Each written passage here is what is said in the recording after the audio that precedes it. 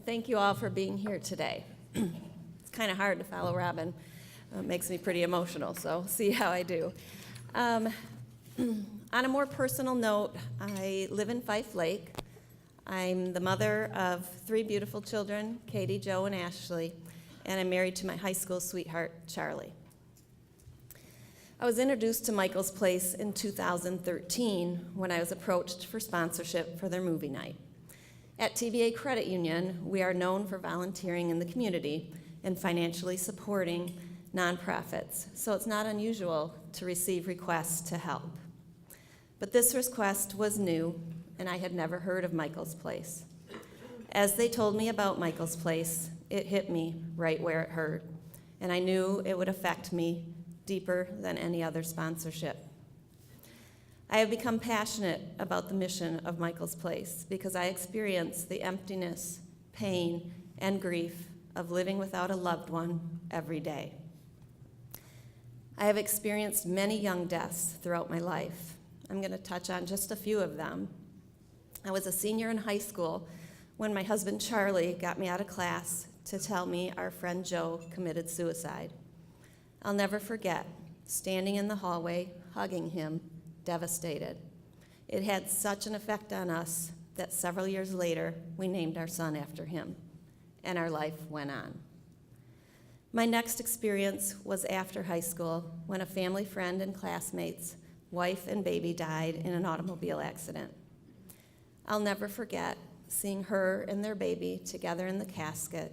It was so sad, but thank God my life was still good. And then there was my godfather. Working in his barn, he tripped and fell, landed on an auger, puncturing his lung at the young age of 49.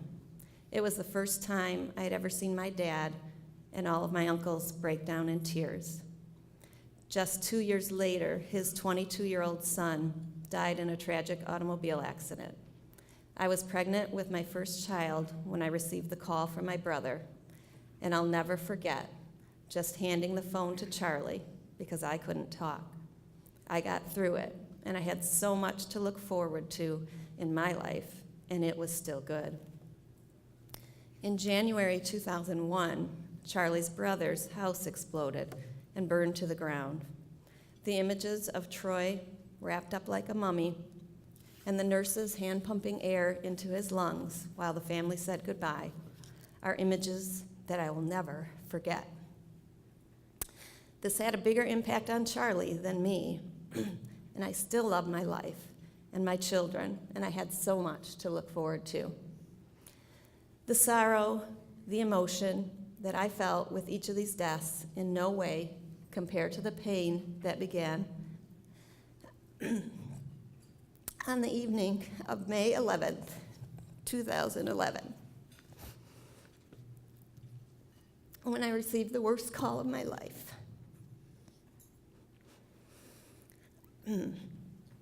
My husband was hysterical. He was crying, and he told me that our son Joe was in an off-road accident with our Jeep, and we had to get to the scene as soon as possible because it was bad, really bad. That's all he knew. He was driving as fast as he could to help his son. But instantly, logic kicked in for me. I knew we were being called to the scene, not the hospital. That only meant one thing. Seeing my own 16-year-old son lie lifeless on the ground is something that I will never forget. The immediate pain is difficult to describe.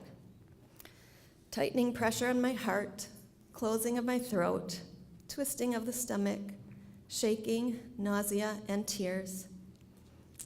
Friends and family poured around us. We had overwhelming support the first week, the first month, but as time went on, most of our support faded. All of our family lived 2.5 hours away. The world didn't change or stop because my son died.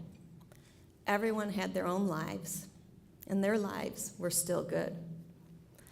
I felt like everyone was avoiding us because they didn't know what to say or didn't want to say the wrong thing. It was easier for them to stay away. For the most part, Charlie and I were left alone to deal with our grief, our emotions, sorrow, and emptiness, all the while trying to be strong for each other and our 2 teenage daughters. I didn't want anyone to pity me. I had to suppress my own emotions and be empathetic and supportive for Charlie, Katie, and Ashley. I had to keep it together for my mother because she would cry every time she visited us for many months. How do you comfort your family without falling apart yourself? Little did I know that Michael's Place could offer that support. Fast forward to today, and Michael's Place has helped me have passion again. Just talking with Mindy, Robin, and Connie helps me understand the crazy emotions I am feeling are normal for someone dealing with the loss of a loved one. It's not easy to admit I need help, to show that I can be vulnerable, acknowledge that beneath the surface I am still grieving, especially for me as a leader of a credit union in the public eye. I have to set the example. I'm used to taking care of everything.